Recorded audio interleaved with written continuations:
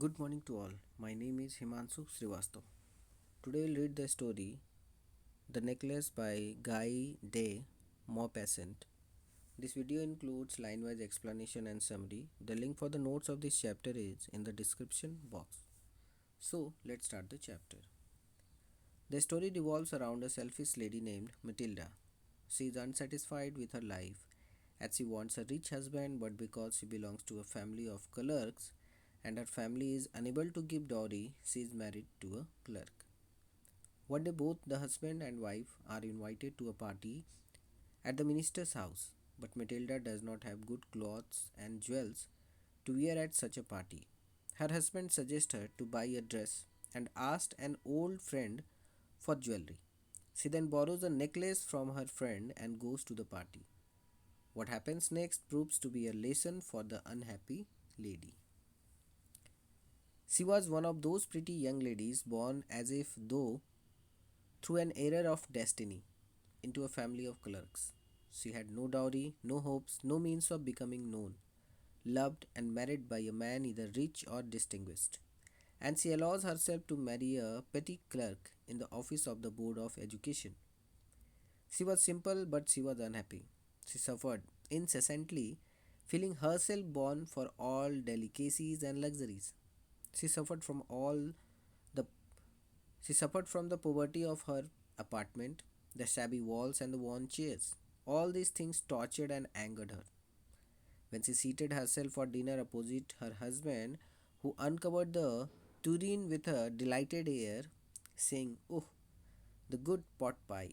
I know nothing better than that." She would think of elegant dinners, of shining silver. She thought of the exquisite food served in marvelous dishes. She had neither frocks nor jewels, nothing, and she loved only those things.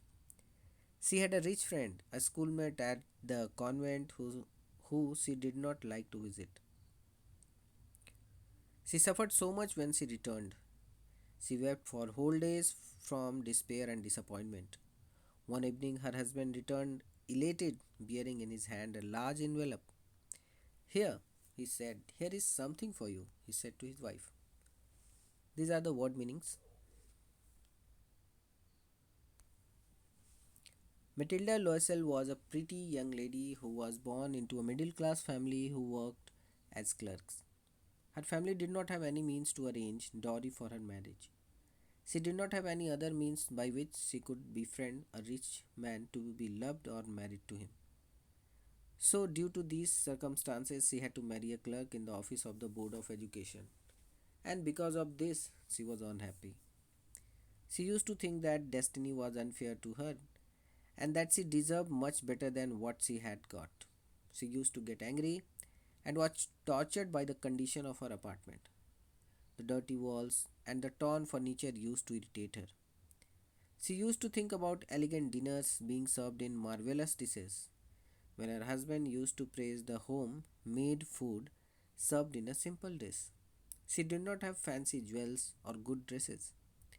She had a school friend whom she did not like to meet as she was a rich lady. After meeting her, she used to cry for days together, looking at the condition of her life. One day, her husband came back from work in a happy mood, holding an envelope in his hand. He informed her that the envelope was for her and asked her to open it. She quickly drew out a printed card on which were inscribed these words: "The Minister of Public Instruction and Madame George Dampone ask the honor of Mr. and Madame Loisel's company. Monday evening, January 18, at the minister's residence." Instead of being delighted as her husband had hoped, she threw the invitation spitefully upon the table, murmuring, "What do you suppose I want with that?" "But, my dearie, I thought it would make you happy. You never go out, and this is an occasion and a fine one. Everybody wishes one, and is very select. Not many are given to employees. You will see the whole official world there." She looked at him with an irritated eye and declared impatiently, "What do you suppose I have to wear to such a thing as that?" He had not thought of that. He stammered. Why? The dress you wear when we go to the theatre. It seems very pretty to me. He was silent, stupefied, in dismay at the sight of his wife weeping. He stammered, what is the matter? What is the matter? By a violent effort, she had controlled her vexen and responded in a calm voice, wiping her moist cheeks. Nothing, only I have no dress, and consequently I cannot go to this affair. Give your card to some colleague whose wife is better fitted out than I. He was grieved but answered, let us see, Matilda. How much would a suitable costume cost? Something that would serve for the other occasions. Something very simple. She reflected for some seconds, thinking of a sum that she could ask for without bringing with it an immediate refusal and a frightened exclamation from the economical clerk. Finally, she said, in a hesitating voice, I cannot tell exactly, but it seems to me that 4,400 francs ought to cover it. Here, these are some meaning. M means Mr. and MM means Mrs. Dismay means concern and distress. Stupefied means unable to think or feel properly. Vexen means the state of being annoyed. Colleague, person with whom you work. She quickly pulled out the printed card as she was excited to know what it is about. What it was about, it was an invitation from the minister. The couple had been invited to a dinner party at the house of Minister of Public Instruction. She was supposed to be delighted as Mr. Loisel expected, but she got really angry and threw the card while murmuring something. She asked her husband what did he want her to do with the card. He replied that he had thought that she would be happy, as she never went out, and this was a rare occasion to which not many employees were invited. He also told that she would be meeting a lot of people from his office there. Matilda asked him what could she wear to such a grand party. He stammered as he had not thought of that. He first asked her to wear the dress that she wore when they went out for movies, but then she was weeping. He asked her about the matter. She wiped her tears from her wet cheeks and replied calmly that she could not be a part of such a grand affair and that he should give away the card to some other colleague whose wife was better than her. He felt bad for his wife as he saw her crying and asked her the cost of a simple dress that could be worn by her on other occasions as well. She thought of an amount that would neither be refused by him nor scare the poor clerk. Then she said that she would be able to manage a dress in 400 francs. He turned a little pale, for he had saved just this sum to buy a gun that he might be able to join some hunting parties the next summer, with some friends who went to shoot larks on Sunday. Nevertheless, he answered, very well, I will give you 400 francs, but try to have a pretty dress. The day of the ball approached, and Madame Loisel seemed sad, disturbed, and anxious. Nevertheless, her dress was nearly ready. Her husband said to her one evening, what is the matter with you? You have acted strangely for 2 or 3 days. As she responded, I am vexed not to have a jewel, nothing to adorn myself with. I shall have such a poverty stricken look. I'd prefer not to go to this party. He replied, you can wear some natural flowers. In this season, they look very chic. She was not convinced. No, there is nothing more humiliating than to have a shabby air in the midst of rich women. Then her husband cried out, how stupid we are! Go and find your friend, Madame Forrester, and ask her to lend you her jewels. She uttered a cry of joy. It is true, she said, I had no thought of that. The next day she took herself to her friend's house and related her story of distress. Madame Forrester went to her closet, took out a large jewel case, brought it, opened it, and said, choose, my dear. She saw at first some bracelets, then a color of pearls, then a Vanker cross of gold and jewels of admirable workmanship. She tried the jewel before the glass, hesitated, but could neither decide to take them nor leave them. Then she asked, have you nothing more? Why, yes, look for yourself. I do not know what will please you. Suddenly she discovered in black satin box a superb necklace of diamonds. Her hands trembled as she took it out. She placed it about her throat against her dress and was ecstatic.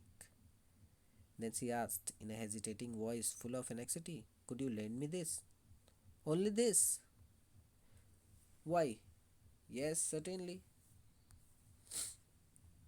Madame Loisel was reluctant as he had saved only that much money to buy a gun for himself, Mr. Loisel, so that he could join the hunting parties next summer along with his friends. He told his wife that he would give her the money and asked her to buy a good dress. The day was approaching and Matilda was still not fine, even though her dress was almost ready.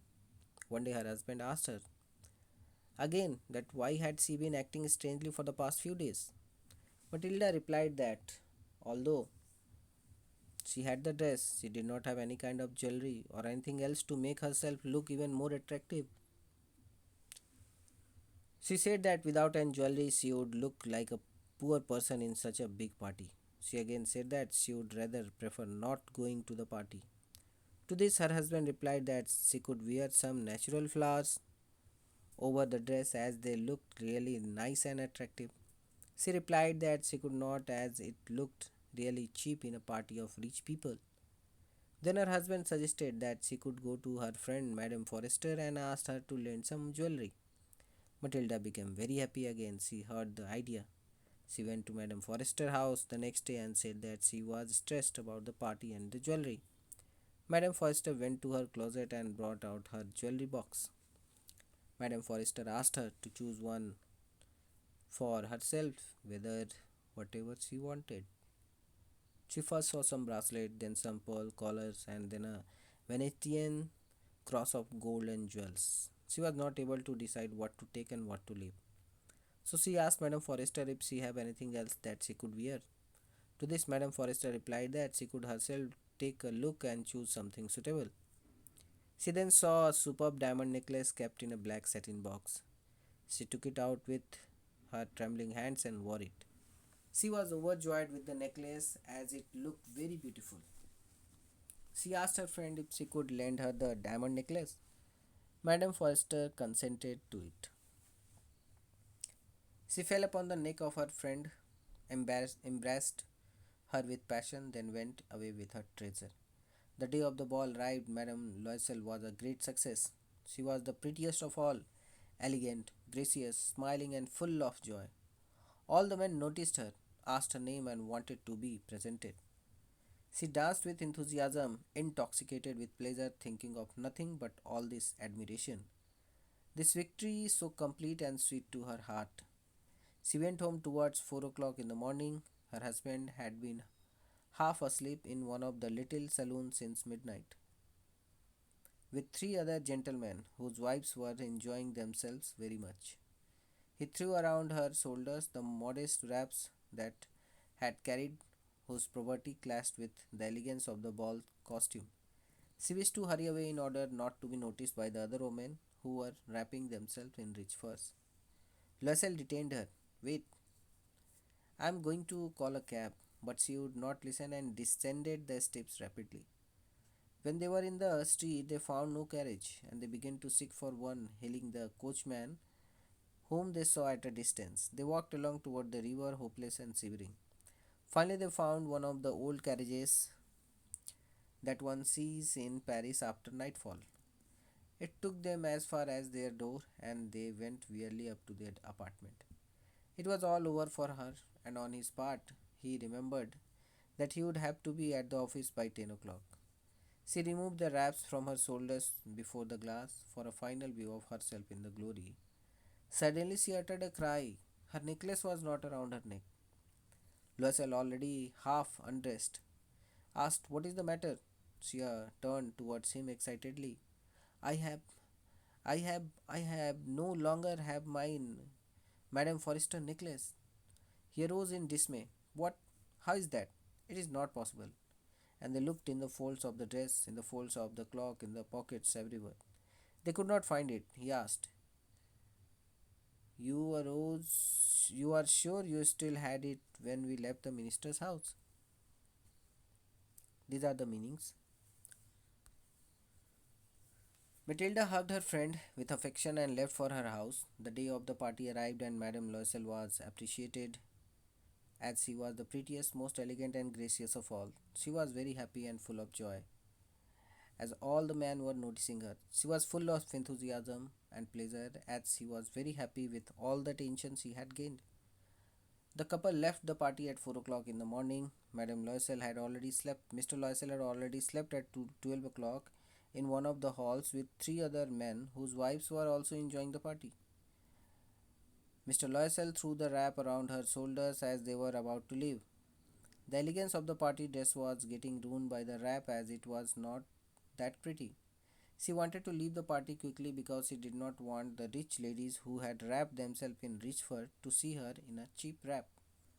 This was because she had portrayed herself as a rich lady by wearing the new dress and the diamond necklace. Mr. Loisel asked her to wait as he was calling a cab, but she was in a hurry and quickly went down the stairs. She did not want to be noticed. As they got one of the street, they were looking for a carriage which could take them home but could not find one. Then they saw a coachman at a distance and started calling him.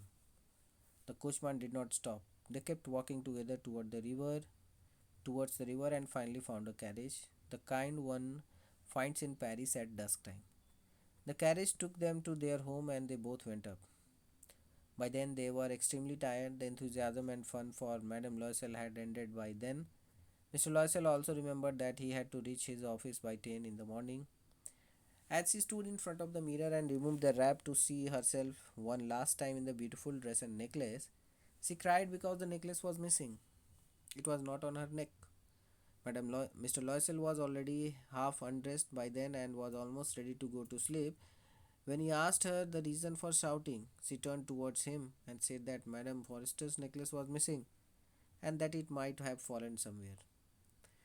They searched it in the folds of the dress, the cloak, and in the pocket but could not find. Mr. Loisel then asked her if she remembered having it on while they were leaving the minister's house. Yes, I felt it as we came out, but if you had lost in the street, we should have heard it fall. It must be in the cab. Yes, it is possible. Did you take the number? No. And you did you notice what it was? No. They looked at each other utterly cast down. Finally, Loisel dressed himself again. I'm going, he said, over the track where we went on foot to see if I can find it. He went.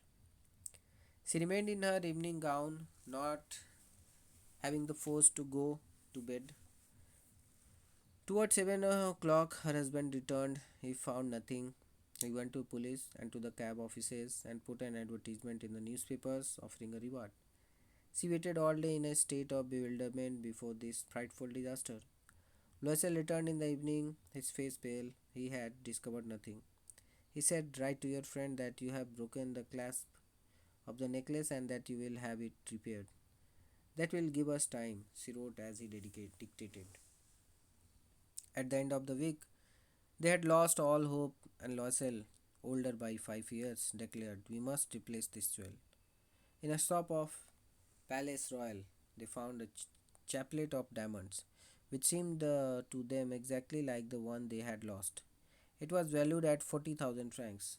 They could get it for 36,000. Loisel possessed 18,000 francs which his father had left him. He borrowed the rest. He made runes promises, took money from usurers and the whole race of lenders. Then he went to get the new necklace, depositing on the merchant's counter 36,000 francs. When Madame Loisel took back the jewels to Madame Forrester, the latter said to her in a fresh tone, you should have returned them to me sooner, for I might have needed them. Now, this is the explanation.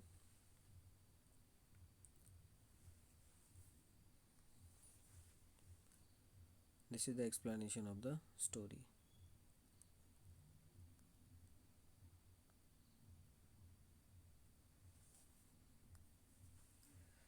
Madame Forrester did not open the jewel box as Madame Loisel feared she would.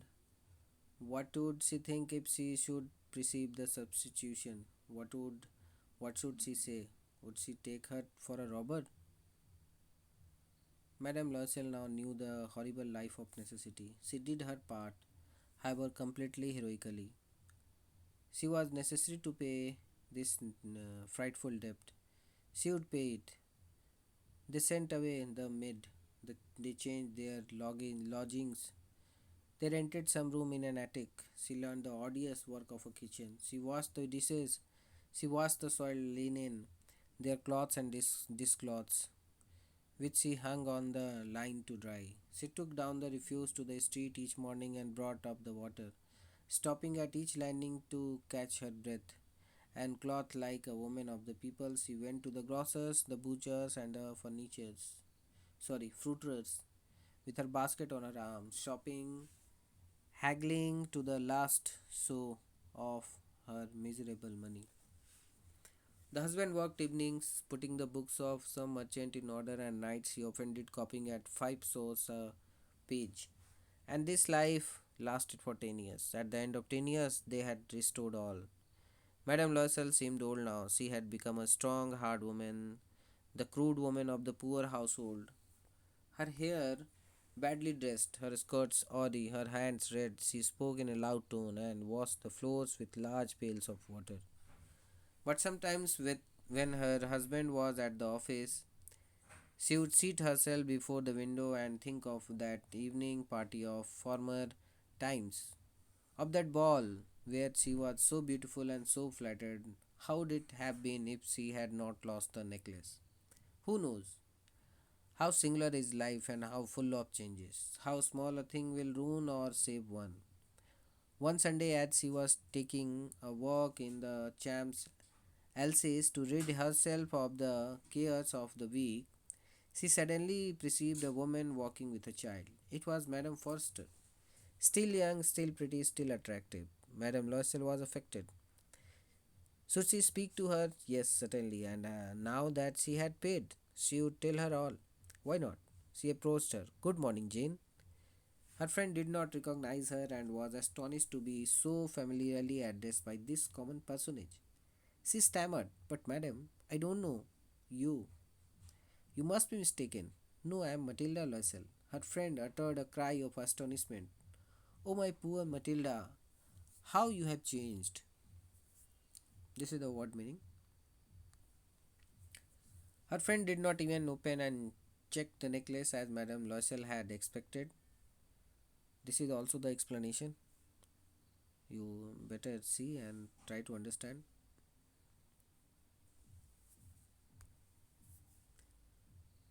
This is also the explanation of the paragraph.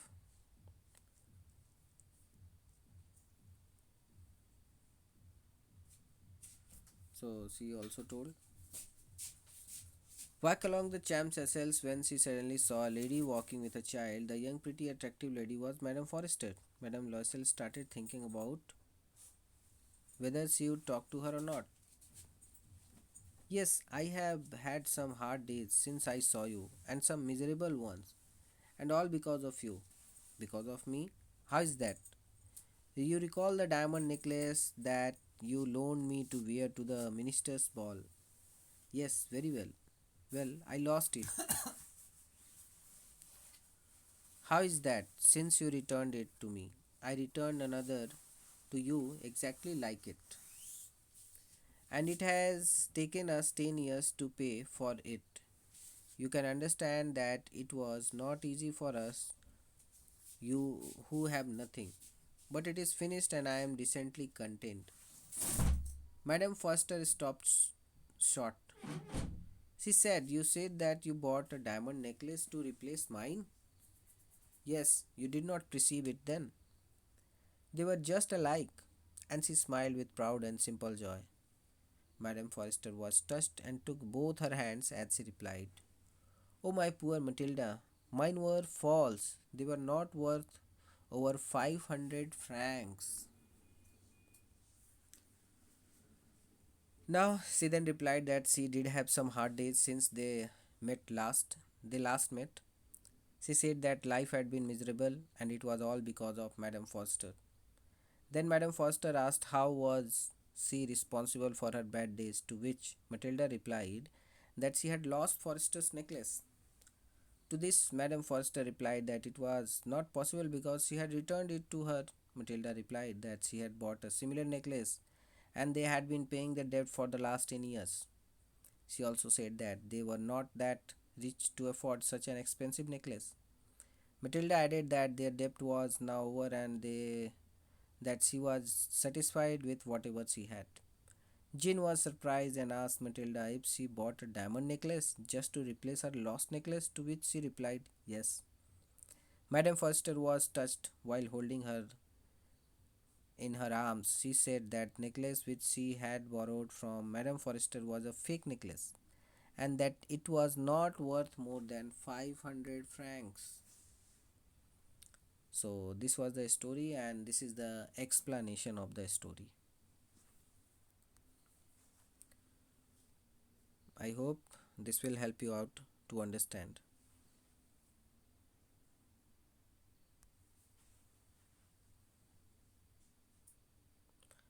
Means it was just surprise for Matilda that what she had done. She should have satisfied what she had. I hope the whole explanation will help you out to understand the story. Thank you.